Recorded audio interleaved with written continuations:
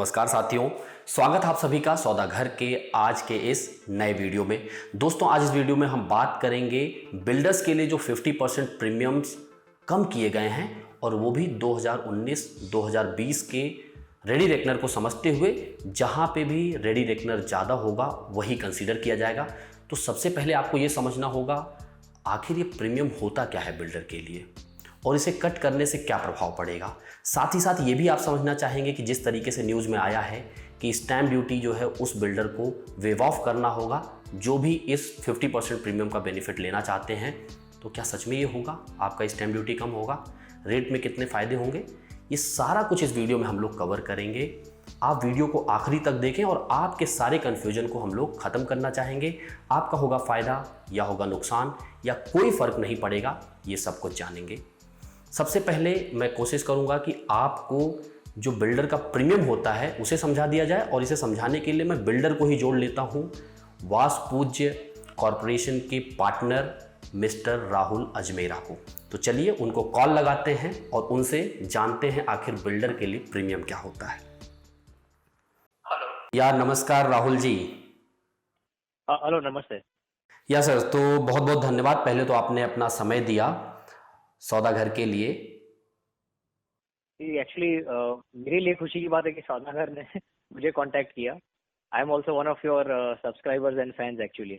अरे thank you sir, it's your humbleness. तो actually जो आज का हमने टॉपिक लिया है आज ये है कि 50% जो आपका प्रीमियम है वो कट हुआ है बिल्डर्स के लिए। तो हमने सोचा क्यों नहीं व्यूअर्स को बिल्डर से ही इंटरेक्ट कराया जाए कि आखिर इसका मतलब क्या होता है। तो सबसे पहले तो आप ये बता दें कि बिल्डर के लिए प्रीमियम का मतलब क्या है। अच्छा, तो जब कोई बिल्डर कोई कंस्ट्रक्शन प्रोजेक्ट स्टार्ट करता है जी। तो उसे कुछ अमाउंट ऑफ चार्जेस या फीस वहाँ के लोकल म्यूनिसिपल कॉरपोरेशन को देना पड़ता है। तो पूना में देयर इज क्या बोलते पीएमसी है, पीसीएमसी है और पीएमआरडीए है। तो जी। कुछ डेवलपमेंट चार्जेस होते हैं, कुछ फायर प्रीमियम्स होते हैं, कुछ प्रीमियम एफएसआई के प्रीमियम्स होते हैं जो वो लोकल बॉडी को पे करने होते हैं प्रोजेक्ट स्टार्ट करने के पहले भी, और एज द प्रोजेक्ट प्रोग्रेसेस तभी भी थोड़े थोड़े पे करने रहते हैं। तो ओके। अभी जो गवर्नमेंट ने जो नया स्कीम लेके आए हैं, जो अनाउंस किया है पर अभी तक उसके डिटेल्स बाहर नहीं आए हैं, कि 50% वो प्रपोज कर रहे हैं कि डेवलपमेंट प्रीमियम्स कम हो जाएंगे। तो डेवलपमेंट प्रीमियम्स देखें तो that is basically as per the new unified DC rules दिसंबर में गवर्नमेंट ने अनाउंस किए हैं for new development all across Maharashtra. वहां पे प्रीमियम्स जो है वो एडिशनल प्रीमियम एफएसआई और एंसिलरी एफएसआई के लिए लगते हैं और फायर प्रीमियम्स के लिए भी लगते हैं। और जो 50% डिस्काउंट उन्होंने अनाउंस किया है इन तीनों चीजों पे होपफुली लागू होंगे। ओके। तो अगर मैं इसको थोड़ा और आसान भाषा में समझना चाहूँ तो क्या ये ऐसा है कि जो एफएसआई आप लोगों का कॉमन स्पेस का, स्टेयर केस का, लिफ्ट एरिया का लगता है, अभी 100% लग रहा है जो अभी करेंट डीसी रूल है, तो क्या उस पे 50% चार्ज होगा एफएसआई आप लोगों का? यानी कि जो पहले 100% कट होता था अब 50% कट होगा, कुछ ऐसा है या कुछ और है ये? अ, नहीं, वैसा कुछ नहीं है। अभी अगर आप देखेंगे, अगर आप कॉस्ट ऑफ प्रोजेक्ट के हिसाब से देखेंगे जी। तो ये जो कॉस्ट ऑफ प्रीमियम्स जो है लगभग 5 to 10% रहता है compare to total cost of the project. 5 to 10%। और अगर गवर्नमेंट उसके ऊपर 50% डिस्काउंट देती है तो जी। बिल्डर के लिए रफली 2.5 से 5% का कॉस्ट बेनिफिट है। ओके। ओके। तो आप ये कह रहे हैं कि अगर वो 50% का डिस्काउंट दे रही है तो उसमें 2.5 से 5% आप लोगों को बच रहा है, और अगर 31 मार्च के बाद जो आप लोग यूनिट बेचेंगे उस पे अगर 100% आपको स्टैम्प ड्यूटी कम करना है तो वो 6% आपको माइनस करना होगा। तब तो ये आप लोगों के लिए एक तरीके से लॉस का है अगर आप इस प्रीमियम या इस डीसी रूल का बेनिफिट लेते हैं तो। अभी कैसा है, गवर्नमेंट एक हाथ से दे रही है और दूसरे हाथ से ले भी रही है। तो भले ही उन्होंने 50% रिडक्शन अनाउंस कर दिया है पर that is only if builder 100% stamp duty bear करेगा ऑन बिहाफ ऑफ कस्टमर। और स्टैम्प ड्यूटी आज है 4% पर हो जाएगा अप्रैल के बाद 6%। सो मोस्टली आई थिंक कि काफी सारे डेवलपर्स एटलीस्ट पुणे रीजन में, मुंबई रीजन छोड़ के शायद इस स्कीम के लिए ऑप्ट नहीं करेंगे। ये स्कीम लार्जली आप देखने जाओ तो मुंबई बेस्ड और एमएमआर के डेवलपर्स के लिए ज्यादा बेनिफिशियल है, जहां पे कॉस्ट ऑफ प्रीमियम्स लगभग 20 से 30% जितना कॉस्ट ऑफ कंस्ट्रक्शन का कंपोनेंट है। अच्छा, तो मतलब अगर आप ये कह रहे हैं कि मुंबई में कॉस्ट ऑफ कंस्ट्रक्शन का 20 से 25% प्रीमियम होता है। जी, एक्चुअली मुंबई में प्रॉब्लम क्या है कि कॉस्ट ऑफ प्रीमियम्स और ये जो एडिशनल चार्जेस हैं, जी। कई बार कॉस्ट ऑफ लैंड से भी ज्यादा होते हैं और कॉस्ट ऑफ कंस्ट्रक्शन से भी ज्यादा होते हैं। ओके। और एचडीएफसी के चेयरमैन मिस्टर दीपक पारेख ने एक कमेटी हेड की थी, जिन्होंने स्पेसिफिकली रेकमेंड किया था कि अगर मुंबई में रियल एस्टेट को अफोर्डेबल बनाना है तो जो वहां पे कॉस्ट ऑफ प्रीमियम्स है उसको कम करने की एकदम बहुत अर्जेंटली आवश्यकता है, नहीं तो मुंबई में रियल एस्टेट कभी अफोर्डेबल ही नहीं हो पाएगा, क्योंकि 33% कॉस्ट तो गवर्नमेंट ही लेके जा रही है, वो भी प्रोजेक्ट के स्टार्ट में ही। इसके वजह से काफी सारे projects specially redevelopment projects unviable हो जाते थे। ओके ओके, मतलब उनके लिए अगर 50% का बेनिफिट गवर्नमेंट दे रही है तो 30% है तो 15% ही अब उनको भरना होगा, और जहां 35% है 25%, मतलब मोटा मोटे तौर पे उनको अफोर्ड करना कि स्टैम्प ड्यूटी वो वेव ऑफ कर दें, वो उनको चलेगा कंपेयर टू पुणेकर या फिर कोई और भी रीजन के महाराष्ट्र के बिल्डर हैं तो। जी जी, आपने सही समझा है। एक्चुअली ये जो बेनिफिट है इसका ये जो रूल जो है 50% डिस्काउंट वाला, इसका लार्जली बेनिफिट मुंबई रीजन के डेवलपर्स उठा पाएंगे, और वो भी इमीडिएट बेसिस पे नहीं, शॉर्ट टर्म बेसिस में, क्योंकि जो प्रोजेक्ट्स सैंक्शन हो चुके हैं, जो अंडर कंस्ट्रक्शन है या लॉन्च हो चुके हैं, उनको तो कुछ बेनिफिट नहीं मिलने वाला है। जो लॉन्च करने वाले हैं, जो सैंक्शन करने वाले हैं, वो इसका फायदा उठा पाएंगे, और वो इन्वेंट्री जब मार्केट में 3 महीने 6 महीने बाद आएगी, तब चांस है कि शायद उस इन्वेंट्री का कॉस्ट मार्जिनली कम हो सके। पर अभी जो इन्वेंट्री मार्केट में है अवेलेबल फॉर सेल, वहां पे कुछ कॉस्ट डिस्काउंट या कुछ कॉस्ट डिफरेंस बायर्स को नहीं मिल पाएगा। तो इसमें एक चीज ये बताएं, मान लीजिए अभी इसका एक बार जीआर जब आएगा, क्योंकि अभी तो जीआर आया नहीं है, जीआर आने के बाद आप ये कह रहे हैं कि उस डेट के बाद जो लोग एक नया ब्लूप्रिंट तैयार करेंगे प्रोजेक्ट का, उसमें जब प्रीमियम भरने जाएंगे, उस प्रीमियम में जितना उनको बेनिफिट मिल रहा है, उसके बाद जब वो इन्वेंट्री मार्केट में आएगी लॉन्च के टाइम पे, तभी उसको वायबल किया जा सकता है, तभी उस पर गेज भी कर सकते हैं हम कि कितना फायदा बिल्डर को हो रहा है और कितना वो ट्रांसफर कर सकता है। जी, इसका एग्जैक्ट आंसर हमें लगभग 6 महीने बाद ही मिल पाएगा कि कितना कॉस्ट कम हो रहा है। डेवलपर्स भी कैलकुलेट करेंगे और वो अपनी इन्वेंट्री को अकॉर्डिंगली प्राइस इन करेंगे जब वो लॉन्च करने वाले हैं सैंक्शनिंग के बाद। यानी कि इसका कोई इमीडिएट इम्पैक्ट जो है बायर्स के ऊपर नहीं पड़ने वाला है। इसका इमीडिएट इम्पैक्ट बिल्कुल ही नहीं पड़ेगा।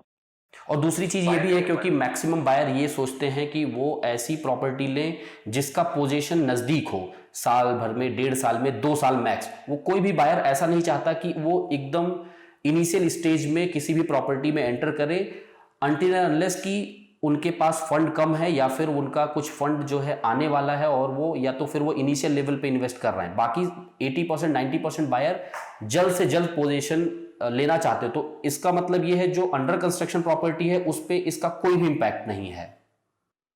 जी, आपने सही समझा। जो buyers nearing possession, ready possession या एटलीस्ट 1-2 ईयर्स में पोजेशन की प्रॉपर्टीज ढूंढ रहे हैं, उनको ये नए रूल से कुछ बेनिफिट नहीं मिलेगा।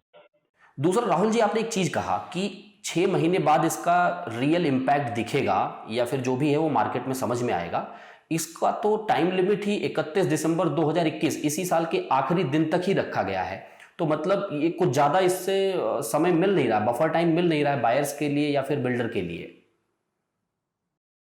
अभी कैसा है, जैसे कि मैंने बोला कि ये रूल जो है mostly is made for MMR के डेवलपर्स, मुंबई मेट्रोपॉलिटन रीजन के डेवलपर्स। तो वहां पे काफी सारे प्रोजेक्ट्स हैं जो ओवर द इयर्स अनवायबल हो चुके हैं, काफी रीडेवलपमेंट के प्रोजेक्ट्स हैं जो अनवायबल हो चुके हैं बिकॉज ऑफ, एक तो सेल्स भी स्लो है और काफी दूसरे रीजंस भी हैं। सो उन डेवलपर्स के लिए अभी ये 6 महीने का टाइम पीरियड काफी अच्छा है। वो इस डिस्काउंटेड प्रीमियम्स का फायदा उठा सकते हैं और वो अनवायबल प्रोजेक्ट्स को वायबल बना सकते हैं सिर्फ ये 6 महीने के पीरियड अंटिल December 31। ओके, मतलब ये, जी जी, कुछ आप कह रहे हैं, पूरा करें। तो ये रूल से फायदा उन लोगों को ज्यादा होगा। ओके, तो देखिए मुझे जो एक चीज़ समझ में आ रही है कि जो ये स्टैम्प ड्यूटी रिड्यूस किया गया था 31 दिसंबर तक, और अब जो है जो 2% का बेनिफिट है वो 31 मार्च 2021 तक का है। तो इसे कम करने के बावजूद भी मुंबई में देखें तो मार्केट में कुछ इतनी हलचल नहीं दिखी जितना पुणे में दिखा, क्योंकि पुणे में तो सारे रिकॉर्ड टूट गए पिछले 4 साल के दिसंबर का जो डेटा बता रहा है। तो कहीं ऐसा तो नहीं कि मुंबई में कुछ इसका ट्रैक्शन नहीं दिखा स्टैम्प ड्यूटी रिड्यूस करने का, इसलिए भी इस चीज़ को प्रपोज किया गया है? नहीं, एक्चुअली अगर आप देखने जाओ तो दिसंबर में जो जितने रजिस्ट्रेशंस हुए हैं, सेल के रजिस्ट्रेशन मुंबई में जी। वो आज तक मुंबई की हिस्ट्री में कोई भी मंथ में हुए नहीं हैं। लगभग 20,000 सेल रजिस्ट्रेशंस हुए हैं मुंबई में दिसंबर के महीने में। मतलब जो लगभग 2.25 लाख का 4.5 लाख का 4.5 लाख का जो रजिस्ट्रेशन हुआ है पूरे महाराष्ट्र में, उसमें अकेले मुंबई में आप बता रहे हैं कि 20,000 25,000 का एग्रीमेंट हुआ है। जी, 20,000 के अग्रीमेंट सिर्फ दिसंबर के महीने में हुए हैं, जो आज तक कभी बॉम्बे में हुए नहीं हैं। जी। इसलिए गवर्नमेंट को लग रहा है कि रियल एस्टेट को और बढ़ावा देना चाहिए, और काफी सारे प्रोजेक्ट्स हैं जो अनवायबल है, जो कि ये 3-4% स्टैम्प ड्यूटी रिडक्शन से वायबल नहीं हो सकते। उनके लिए प्रीमियम रिडक्शन एक तरीका है उनको वायबल करने के लिए। यानी कि वो एडिशनल रेट बेनिफिट भी दे सकते हैं बिल्डर, अगर उनको ज्यादा बेनिफिट मिल रहा है इस रिडक्शन से तो। जी जी। बहुत बहुत धन्यवाद राहुल जी, आपने काफ़ी जो दुविधा है लोगों के अंदर वो दूर किया।